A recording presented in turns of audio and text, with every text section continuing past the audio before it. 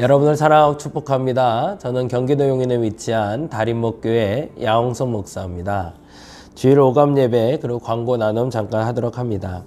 위드 코로나 시작한 지 얼마 안 됐는데 문을 닫았네요. 코로나19 사회적 거리두기가 12월 18일부터 1월 2일까지 16일간 진행이 되는데요.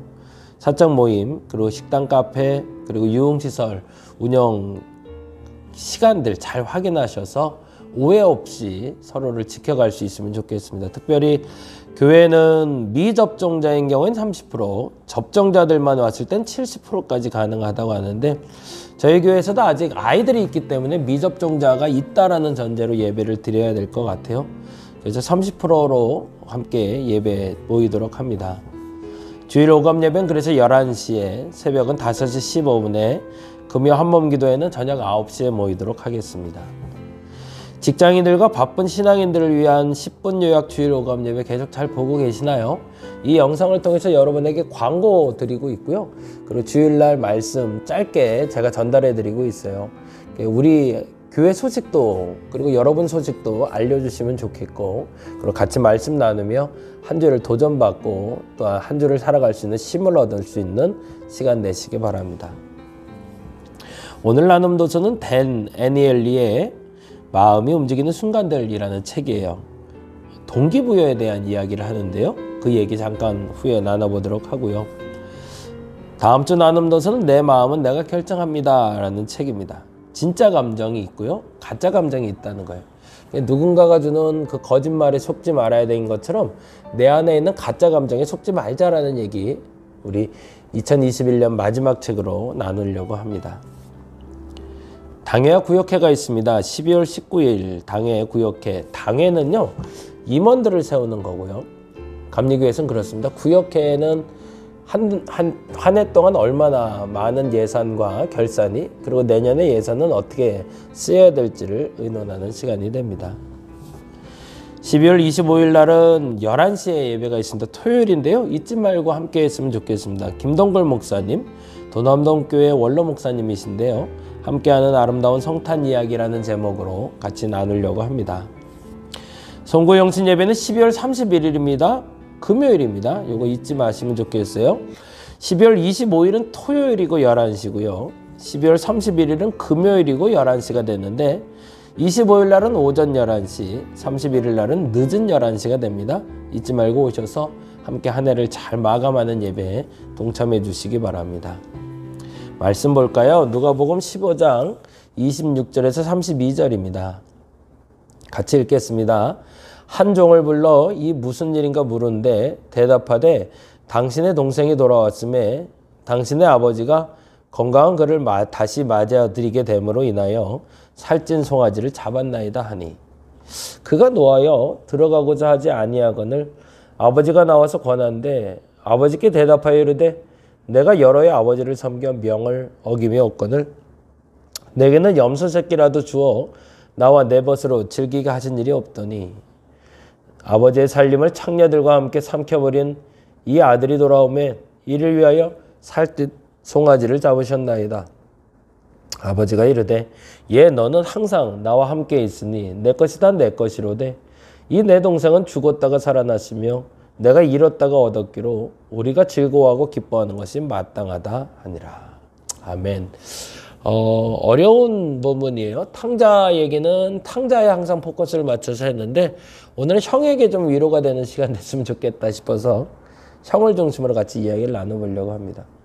하고 싶은 일들은 만들어진다라는 제목으로 이야기하려고 그러고요. 아까 말씀드린 대로 마음이 움직이는 순간들이라는 책이 우리가 함께 읽을 책입니다. 댄 애니얼리가 말하는 동기부여는 뭘까? 이렇게 얘기하고 있어요. 동기는 인간을 행동하게 하는 힘이며 인간은 동기 없이 행동하지 않는다. 동기부여가 잘 되면 인간을 활동력 있고 생산성 있게 만들 수 있다라고 이 책은 이야기합니다.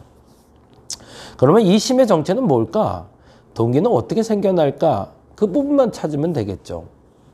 답을 살짝 공개하자면 사람은 의미 그리고 연대감을 느낄 때 동기를 갖고 행동한다고 하네요. 의미 없는 일에 열심을 내는 경우가 없다는 거죠. 사실은. 그것이 돈은 버는데 그 돈을 벌고 잘 사는 게 의미라고 여기는 사람은 거기에 열심을 내겠죠. 근데 만일에 내가 거기에 의미가 없다면 아무리 돈을 많이 준다 한들 그 사람은 행복하다고 말하지 않고 동기부여가 되지 않겠죠. 왜냐하면 돈이 동기가 아니니까. 그렇다면 의미는 어떻게 만들 수 있을까요?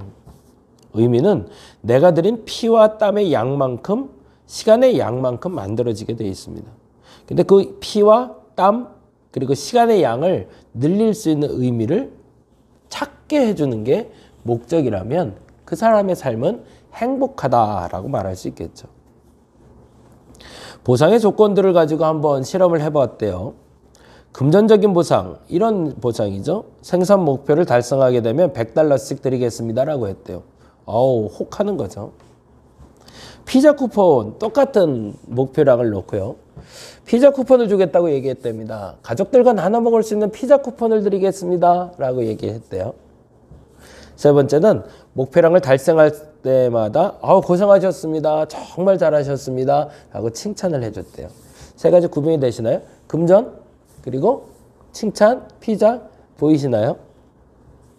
대저군은 아무런 칭찬이나 보너스를 주지 않는 거래요. 결과는 어떻게 됐을까요? 피자나 칭찬을 해줬을 때는 6.6%에서 6.7%가 또 다시 그 일을 하고 싶다라는 향상 효과가 나타났다면 현금의 상승 효과는 4.9%인데요. 더 놀라운 사실은 대저군, 아까 칭찬도 안 하고 어떤 보상도 안 했을 때보다 3위로가 됐더니 현금으로 보상했던 사람의 다시 동기부여가 되는 게 2.9%로 낮아지더래요. 그만큼 우리는 돈을 받으면 열심히 일할 거라고 생각하지만 금전적인 보상이 우리를 그리 열심을 내게끔 하는 도구가 아니라는 거죠. 그럼 뭘까요? 칭찬 같은 것들, 의미부여를 해주는 것이 더 오히려 동기부여가 된다는 뜻이겠죠. 감사와 인정, 돈이 아닌 마음을 담은 형태의 보상은 직원들의 작업의 몰입도와 성과를 변화시킨다는 것이 이 실험의 결론이었던 거죠. 마음이 움직이는 순간들에선 그 동기에 대해서 이야기하고 있습니다. 돈으로만 보상하려고 하지 말라라는 거죠. 오늘 본문에 보니 이렇게 되어 있습니다. 한 종을 불렀습니다. 누가 불렀을까요? 형이 불렀습니다. 이게 무슨 일이야? 집에 도착해서 보니 일을 하고 집에 도착해 보니 집에서 난리가 난 거예요. 시끌벅적해요. 그래서 무슨 일인지 종에게 물어봅니다. 무슨 일이었을까요? 동생이 돌아왔대요. 그리고 살찐 송아지를 잡았대요. 이건 뭐죠? 사실입니다. 그 감정을 빼고요. 상황을 빼고 그냥 있는 그대로 객관적인 사실은 첫째는 동생이 돌아왔다는 거고요. 두 번째는 그래서 잔치가 벌어졌다는 거예요. 여기에는 형의 감정을 약간 배제하고 보는 거예요. 지금 현재 상황에서 동생은 돌아왔고 잔치는 벌어져 있어요. 그런데 형은 화가 났어요. 그가 노하여 들어가고자 하지 아니하거늘 이라고 되어 있어요. 현실에 대한 이해가 이제 달라졌네요. 사실은 동생이 돌아온 거고 그래서 잔치가 벌어졌대요. 그게 나하고 아무 상관이 없는 일이라면 동생이 돌아온 것이나 잔치를 벌이는 거나 그냥 감정이 움직일 필요가 없어요. 그런데 그 일에 감정이 움직였는데 형은 기뻐한 것이 아니라 화가 났다는 거죠. 왜 화가 났을까요? 보상이 없기 때문일까? 그랬을 수도 있겠네요. 이렇게 얘기하고 있거든요. 내가 여러 해 아버지를 섬겨 명을 어기며 권을 난 아버지께 항상 착한 아들이었는데 나와 내 멋으로 즐기게 한 일이 없었다. 보상이 없었다는 표현이 그럼 보상이 없긴 했겠구나 라는 생각이 드네요. 그리고 나서 화가 난 이유가 있네요. 아들이 돌아오며 이를 위하여 살찐 송아지를 잡으셨다고.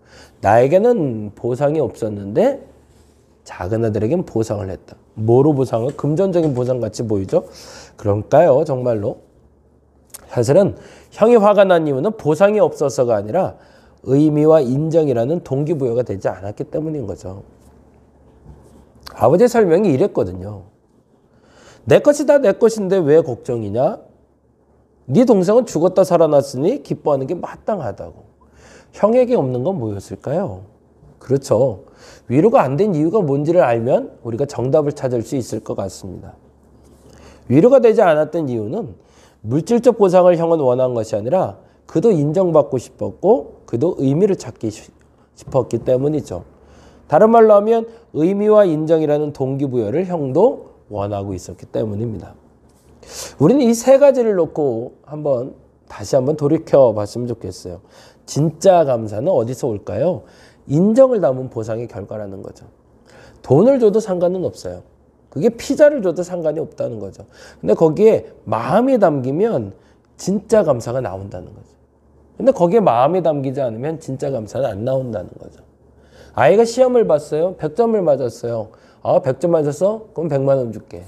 다음 또에 시험을 봤는데 95점을 맞았어요. 95점 맞아서 95만 원 줄게. 애가 기뻐할까요? 아니요. 60점을 맞아도 아이고 수고했어 애썼어 내가 60만 원 줄게 라고 말하는 것이 100점 맞아서 100만 원 받은 아이보다 더 기뻐할 거라는 거죠. 두 번째, 인정을 담은 감사를 낳고 인정이 없는 보상은 불만을 낳는다는 걸 여러분이 아시면 좋겠습니다. 인정은 감사를 낳고요. 인정이 없는 보상은 불만을 낳는다.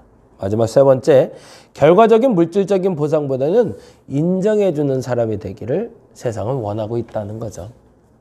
교회가 그랬으면 좋겠어요. 교회가 세상에서 할 수 있는 일이 뭘까요? 세상에 하는 것처럼 물질적으로 할 수 있는데 오히려 더 많이 할까? 아니요. 인정해주는 교회 됐으면 좋겠어요. 인정해주는 성도 됐으면 좋겠습니다. 코로나로 너무 사람들의 마음이 메말라 있는데 이번 성탄절 기간에는 우리 그랬으면 어떨까 싶어요. 물질적으로 선물을 나누는 것도 좋지만 난 네가 있어서 참 좋아. 네 덕에 참 행복했어. 라는 그 인정의 보상을 해줄 수 있는 이 크리스마스 기간 되기를 간절히 바랍니다. 주기도만 하겠습니다.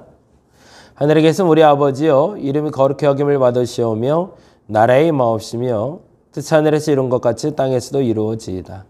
오늘날 우리에게 일용할 양식을 주옵시고 우리가 우리에게 죄 지은 자를 사하여 준 것 같이 우리 죄를 사하여 주옵시고 우리를 시험에 들게 하지 마옵시고 다만 악에서 구하옵소서. 대개 나라와 권세와 영광이 아버지께 영원히 있사옵나이다. 아멘. 은혜 가운데 한 주를 시작하시고 승리하시기 바랍니다. 여러분을 사랑하고 축복합니다. 저는 경기도 용인에 있는 다림목교회 야홍성 목사였습니다.